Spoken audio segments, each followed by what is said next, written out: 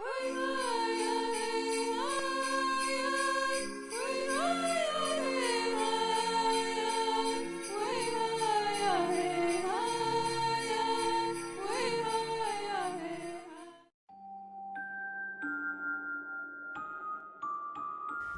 this happened at Christmas a couple of years ago, when I was spending the holidays with my parents and little brother, along with my cousins, aunts, and uncles. We live in a suburb in Ontario, but we were venturing out into the woods for Christmas, an idea that my parents had had for a while. They always loved the idea of being out in a hunting cabin during Christmas with their families. I am a 22-year-old female, but at the time I had just turned 18, and my little brother Tom was 11. I must note that me and Tom were really close, and we still do everything together.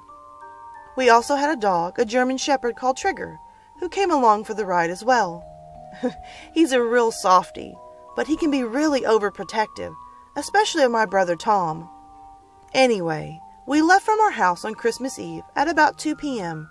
and climbed into our dad's truck, filled with all of our stuff and presents for his extended family. Tom and I were really excited. We were winding each other up while our parents were having a friendly conversation as we moved along the road. We arrived at the village near the cabins where we were staying and caught up with our dad's sister Billy, along with her husband and 3 kids. They didn't converse for long, but Billy was a bit unsure of where to go from the village to get to the cabins, so my dad helped her out by writing down the directions. We soon got back on our way and arrived at the cabins at around 4 p.m. There was a cluster of them, kind of spaced out around the woods. Each family had a cabin to themselves, and there was one where everyone could meet up and play pool and swim and all sorts of stuff. It was kind of a place where we could all just chill and enjoy each other's company. The weather was already really cold when we arrived, and the snow was falling all around us, so as me and my brother unpacked our things into the cabin and settled in for the night, my dad started a fire while my mom made our dinner. It was great. The Christmas decorations were already up. We got out a few board games and played as the night grew darker. Dad, Tom, and I decided before coming on the trip that we'd go hunting sometime, so we planned to go the next day.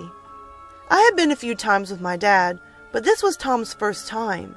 He was only there to watch us since he was too young to shoot. It reached about 10 p.m., and my brother and I were getting a bit tired, so we decided to go to bed. My dad kept his rifle in a bag, which he kept under the bed I was sleeping on. He'd usually keep it in a locked box.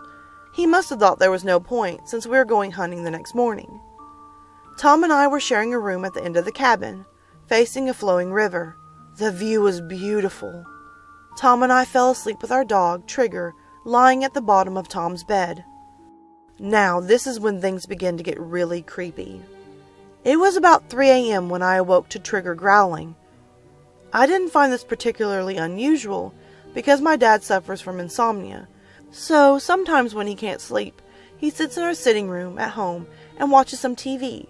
Like I said, Trigger is extremely overprotective and growls at any noise he hears.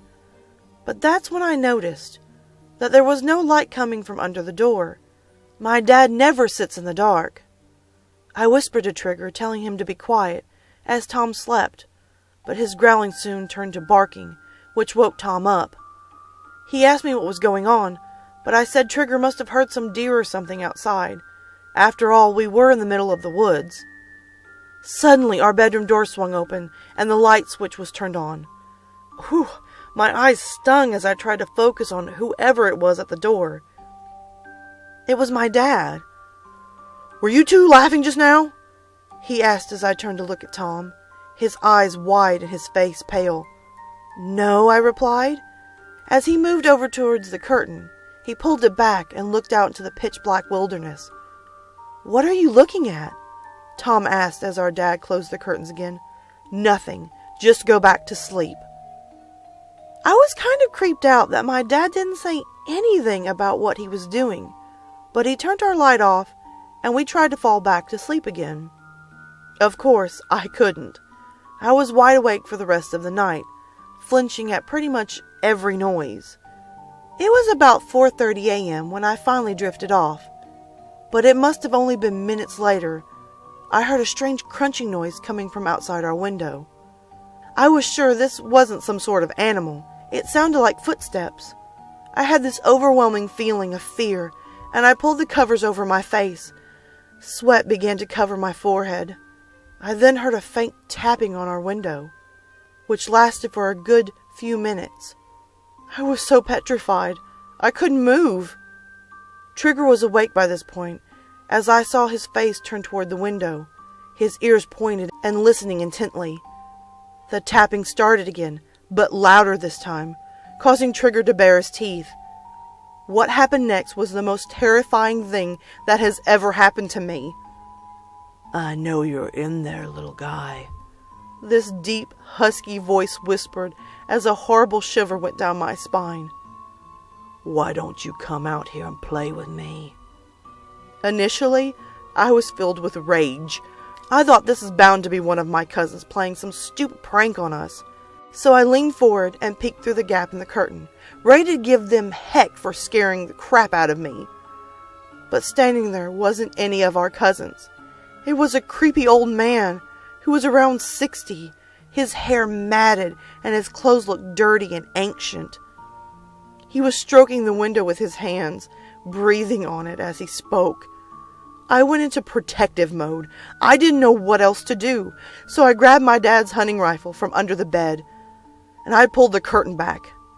"Get the heck out of here or I'll shoot you."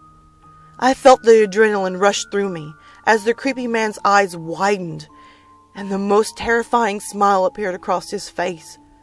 Trigger began barking louder than I have ever heard him bark. My parents obviously heard the commotion and came running to our room. Turning the light on, my mom screamed as she saw the old man through the window. Trigger fiercely continued to bark at the man.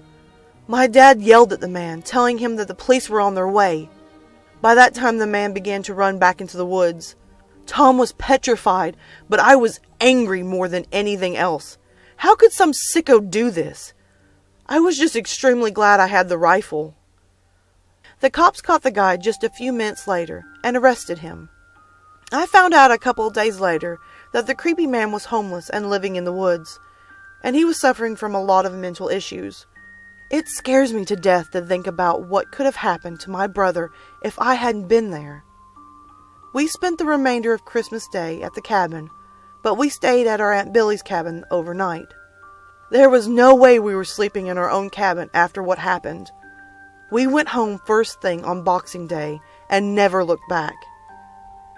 I just recently found out from my dad the other day that he knew someone was hanging around our cabin, so he initially left the rifle under my bed in case I had to use it in self-defense.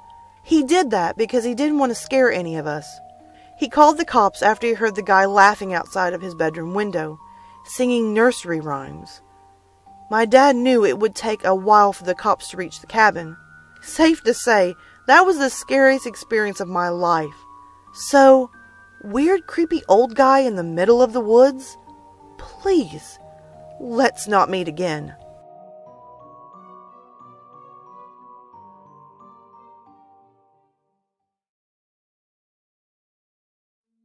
Alright, my lovely lilies, thank you so much for watching the new video. If you can, hit that subscribe and like button, comment below and tell me your thoughts. Also, don't forget to tap the little notification bell so you're always in the know on this channel. As well, guys, you can always find me on Twitter, Instagram, Snapchat, and always you can hit me up in my emails. Feel free to send me your stories, whether they're fiction or totally true. I'm always up for some great stories. And oh, by the way, until next time, sweet dreams.